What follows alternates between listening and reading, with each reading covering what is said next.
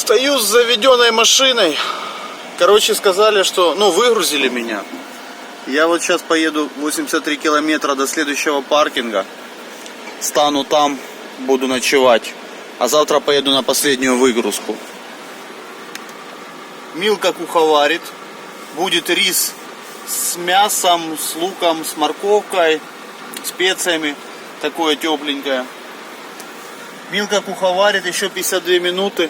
Я как раз пока приеду, оно все остынет, будет вкусненько. Я вам покажу, что должно получиться. Кстати, насчет загрузки. Вот смотрите, тема. Обычный загрузочный терминал. Стоит кальмар. Стоят прицепы. Никто не парится. Приехали, бросили прицеп. Машина взяла загруженный прицеп и уехала. Они кальмаром подъехали в любое время. Схватили прицеп, подогнали к рампе, разгрузили, загрузили его, увезли. Все. Вот там вот, кстати, дальше паркинг есть. Но я не буду здесь стоять. Я поеду все-таки. Мне эти 80 километров спасут час времени завтра. Это классно очень. Смотрите, какое небо. Вот же я балдею от этих видов все-таки. Вот и тут смотрите, какая красота. Как и обещал, показываю, что получилось. Вот такой вот плов, что ли. Сейчас будем пробовать, что получилось. Ну, выглядит очень вкусно. Я думаю, что и на вкус также. Ну, короче, такой гемор. 2,5 часа я грузился. Вот с момента, как приехал, как поставил машину на загрузку, разложил полностью все левую и правую сторону. И потом собрать обратно. 2,5 часа. Едем в порт, в Стену, отдавать прицеп. Сколько? 340 километров. Я, кстати, первый раз прохожу границу с Норвегии на Швецию. Первый раз буду сейчас на этой границе. Свинесунds обычный. Просто что в этом направлении, в обратном направлении я первый раз буду идти. Я сейчас приеду на Стену, как-то даже обидно. А на Стене опять душик. А я только сегодня с душика. Погнали дороги платные считать. По две машины стоят. Короче, мне еще и встать тут негде будет, наверное. Жесть. А, нет.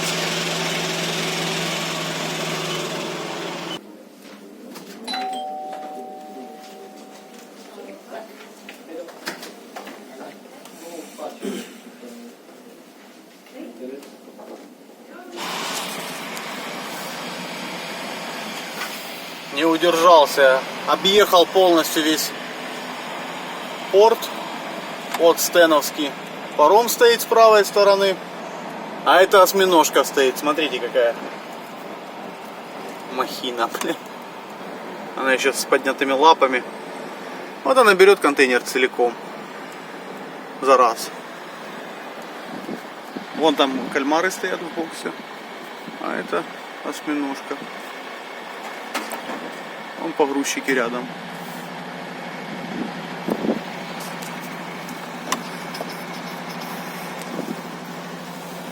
Этот кран тут для внутренних нужд Стена сервис. Так, ну и тут техники куча. Всякой классной машины тут. Домики. Порт маленький на самом деле. Такие махонькие. Маленькие. Еду на Стену сейчас забирать прицеп. Паром приходит в 9, а разгружают его 2 часа, где-то в 11. В 11 буду забирать прицеп свой. Ну а сейчас только 8:30. 2 часа будет времени свободного. Погода противная. Дождик идет. Туман стоит. Прохладно, 8 градусов, плюс сырость. Гидота.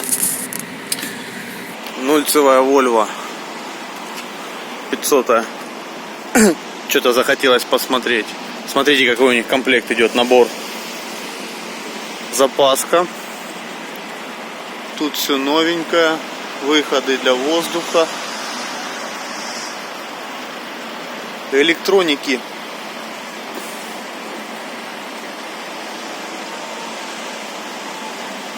Ресивера. Маленьких таких 2. И тут пошел. Но мост один ведущий. Один мост ведущий, второй просто ленивец. Смотрите, сколько всего напихано.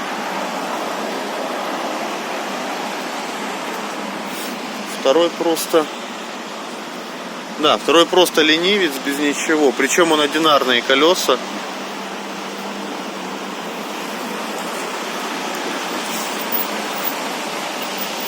Это... Не знаю, что это. Сзади рама. Они пустые?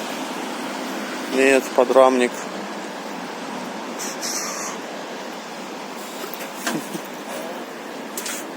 Водитель пришел. Красивая.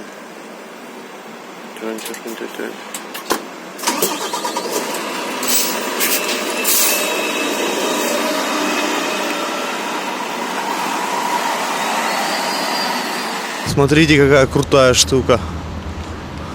У него отодвигается задняя часть в сторону.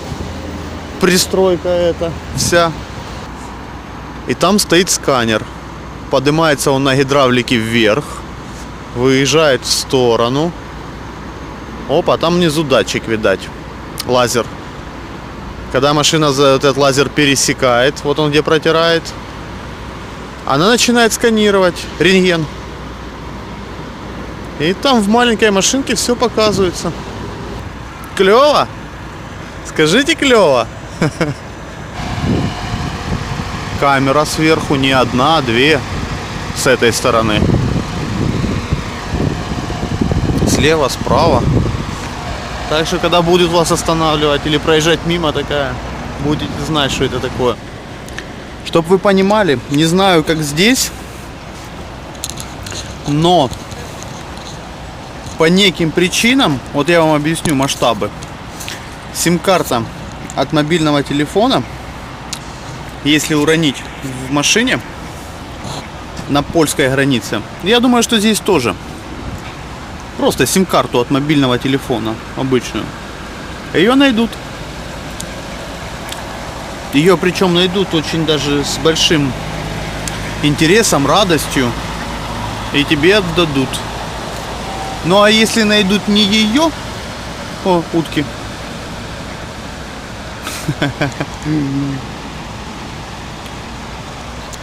Там хлеба.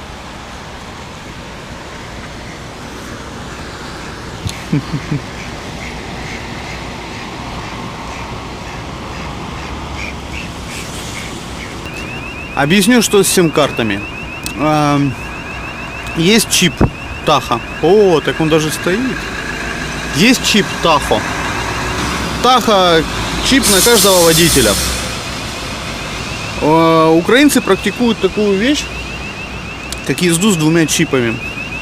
Я такое вообще не приемлю. Я магниты не приемлю, чипы не приемлю, вообще ничего не приемлю. Берут чип умершего водителя, ну или ушедшего из профессии, кладут его в машину и ездят. Ну ты и стал. И ездят с 2 чипами. И на рентгене находится второй чип, но нету второго водителя. А чип, он на рентгене выглядит идентично сим-карте. Поэтому, если ты уронишь сим-карту, обычную сим-карту, потеряешь в машине, она завалится куда-то там, туда, куда ты руками залезть не смог и не смог ее достать. Считай, что твою машину разберут на запчасти, чтобы достать эту сим-карту. И ее достанут, так и достанут. Отдадут тебе, любезно скажут: вот, вы, наверное, ее потеряли. Ну, а если у тебя будет не сим-карта, а 2 чипа, готовься. Доставай там смазки, все такое. Кофе. Кофе 10 сек. Это где-то 1 евро, это где-то 30 гривен. Или же 70 рублей. А это окошки. Тут выдают прицепы. А там в конце сидит публика возле телевизора. Ждет, когда прицепы вывезут, чтобы поехать забрать. Смотрят, вывезли, не вывезли. Мне тоже надо сидеть смотреть. План порта. Вот здесь вот. А и Б. Обычные прицепы стоят. Вот здесь находимся. Вот такой вот билетик. Пропуск в порт со штрих-кодом. Штрих-код засовываем в этот. Ну, там открывается шлагбаум. Видите, написано сектор Б. По предыдущей карте видно, какой это сектор. Но это сектор, который близко к воде, но с правой стороны. Вот здесь прямо. Вон, видите, С, Х сектора написаны. Слева, справа. А вот здесь вот сектор А идет, а с правой стороны сектор Б. Германика. А это я даже не знаю, кто это. Стена Готхика. Надо будет посмотреть, куда это. А вот с правой стороны это Б. Ну и тут начинаем. Вот кальмар. Искать наше чудо. Вот он стоит, голубенький. Все, забираем. Так, жилетку напялил. Перчаточки. Идем проверяем, что у нас тут. Сверху не бит, не крашен. Резина МС1, МС2, МС3. Ручник поставил. О-о-о!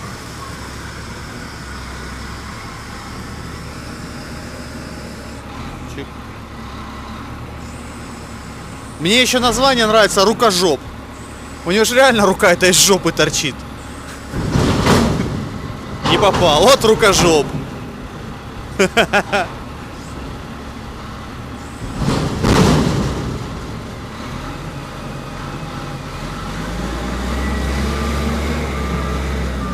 Уи.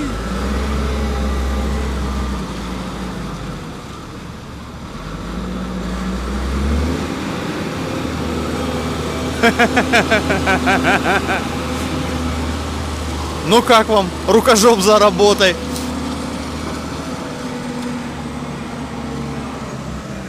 Так, пломбы нету, стопы целые, сверху все целое. Здесь все целое. Резина МС1, МС2, МС3, сверху целое. Тут тоже все целое. Ну, собственно, и все. Наручник поставил. Можно цепляться. Так, тут погрузка полным ходом.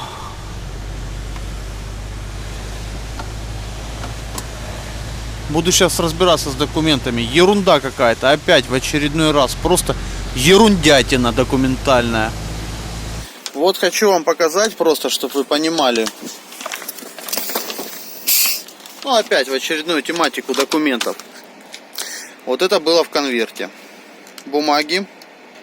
Я не буду показывать, что там написано, как бы просто показываю. Вот это один конверт. Это на одну. Это почти документы на одну отгрузку. Вот это документы на вторую отгрузку. И вот это документы на третью отгрузку. Ну и там еще пару бумажечек внизу. Почти бюрократия. Но у меня 3 адреса выгрузки. И в этих документах ни один адрес с теми адресами, на которые мне нужно ехать выгружаться, не совпадает. Ну, у меня как бы догадка была. Это, говорю, наверное, мне нужно сейчас развести по 3 адресам выгрузиться транспортным компаниям. Они говорят, да. Говорю, это значит, поэтому у меня в ЦМРках ни один адрес не совпадает. Они говорят, ну да. Все, едем на Норвегию выгружаться. Продолжение истории про документы. Ну, у меня в смс-ке написано так. Должно быть 3 СМРки, 3 груза, 3 точки выгрузки. И с ними едино КГХ. Сейчас я отдельно сниму, что такое КГХ. Есть такие сервисы КГХ и терминал-сервис. Терминал АС. Терминал-сервис АС. Они помогают подготавливать документы для прохождения таможни. Toll Customs. Я даю их документы эти на КГХ. Говорю, вот я принес. Мне говорят, не, говорит, это так, говорит, первую точку, ну там одну из разгрузок неси на терминал АС. Я пошел отдал. Вторая, типа, это наша, но у нас нету документов. А вообще, говорит, что у тебя за третья? А третья у тебя какая-то, типа, германская выгрузка. Я говорю, не знаю, у меня 3 адреса написано, значит, 3 и должно быть. Я говорю, ну мы не знаем, что это такое. Вот эта пачка, типа, документов. Мы, говорит, файлики, которые, ну так, чтобы вы понимали. То есть мы, говорит, не знаем, что это такое, говорит, это, типа, не наше.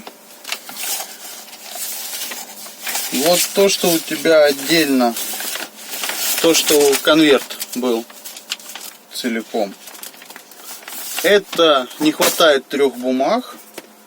Ну, а то, что там немножко было, дали вот отдельно несколько листиков, сказали, иди на границу. Получается, что в принципе из 3 одни документы нормальные, на одни не хватает 3 бумаги, инвойса и 2 каких-то еще бумажки, я не понял даже каких. А на 3-й груз вообще нету документов, у меня какие-то другие немецкие документы, которые там загрузка Германия, выгрузка Германия. Ну все, закончилась эпопея с документами. Сделали документы, вот показываю время. 2 часа 32 минуты получилось, все в общей сложности. Все хорошо с документами закончилось, поставили такой огромный штамп красного цвета. Я просто удивился, что он красного цвета. У Fortoller Goods. Ну, Goods как бы все хорошо. Сказали, что все, могу ехать дальше. Кстати, немецкие документы я всю пачку полностью выбросил. Это просто старые документы, они их забыли. То есть водитель предыдущий ошибся. И он не положил пачку документов, которые нужны были. И восстанавливали все документы по почте. Вот это все так долго заняло, 2 часа. Потом проходили проверки, перепроверки. Плюс еще логист, который этим всем занимался, он заболел. По факту у меня не 3 загрузки, а как бы по документам и по ЦМРкам все-таки получается, что 2, но точки выгрузки 3. Проверяют, видите, детально, короче, проверяют. Сейчас заставят, оп, остановись. 11 400. 100 килограмм не хватило. Ай, стоп, блин, ему сейчас еще может. Оп. Все, чувак, по-моему, ты приехал. 30. Не, нормально. Сейчас что у нас будет?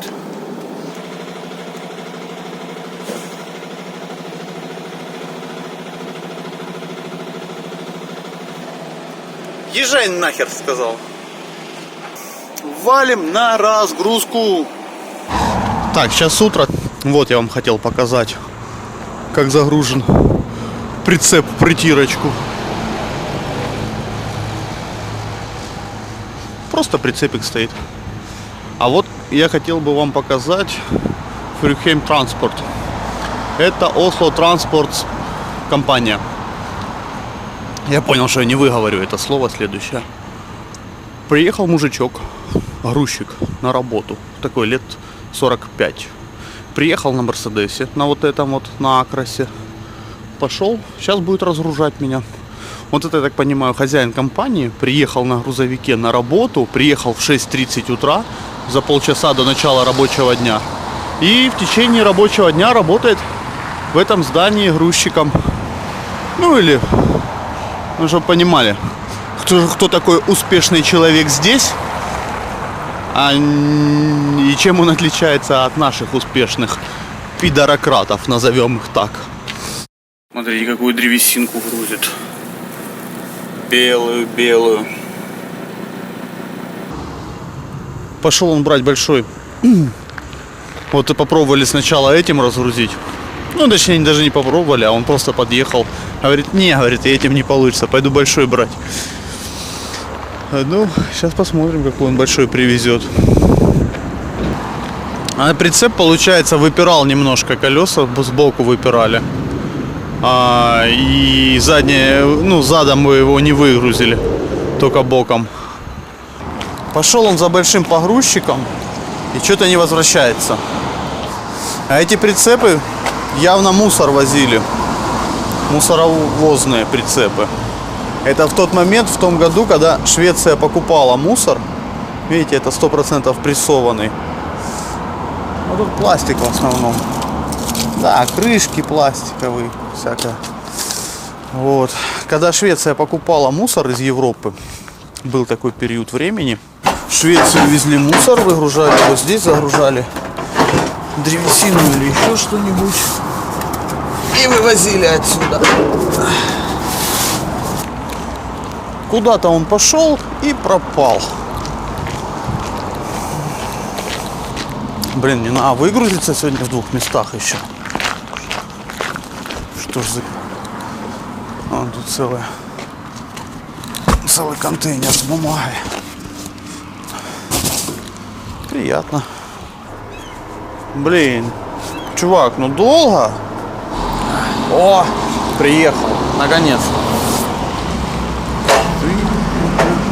Правда, другой чувак приехал.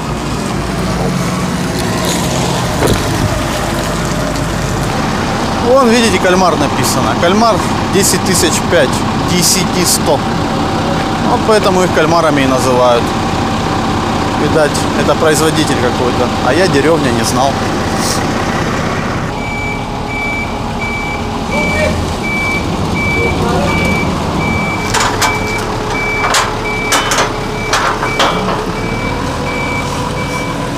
Все, выгрузили. Закрываемся.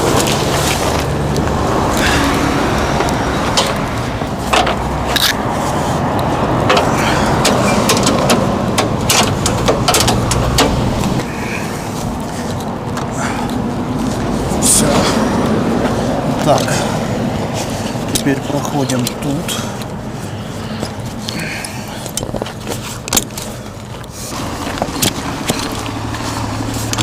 Есть.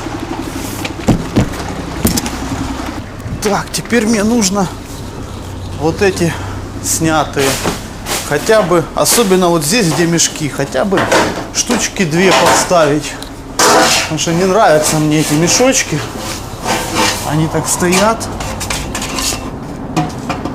Вот так теперь они выглядят. Так получше. Все.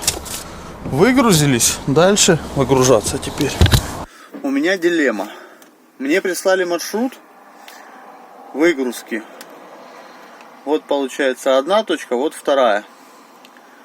Но мне прислали в такой последовательности, что мне нужно съездить сначала сюда выгрузиться, а потом вернуться на эту точку выгрузиться. И у меня дилемма. Как сделать правильно? Как написали или как считаю правильным? Ну... Нет, я в принципе понимаю, что мне лучше поехать, конечно, выгрузиться сначала здесь, потом здесь, потому что мне нужно будет вытягивать мешки, выгрузить здесь, а пластик выгрузить здесь. Да нет, сделаю как присылали, наверное, какой-то есть. Выгрузил я 3-ю выгрузку, закрыл бок, такой терминал тут. Короче, забавного было. Карщика, там длинные такие были, метров где-то по 8 палеты металлические, на них пластик лежал палками. И он, видать, придавил. И придавил эту лапу, которую он надевает. И он так нервничал, не мог ее снять, ну, вытащить из-под палеты. А я взял упор, я не знаю, как он называется, тот, который такая в прицеп вставляется в пол, профиль металлический. Я его взял, подставил, он уперся, вытащил такой и уехал радостный. Ну, понервничал он крепко, поматерился. Я такое чувство, теперь как будто норвежские маты все знаю. Все, сейчас еду в порт бросать этот прицеп. И все, дальше Потом еду, забираю другой пустой прицеп и еду в Гетеборг на Stena Line. Я так понимаю, что отдавать его. Все, собственно, погнали дальше.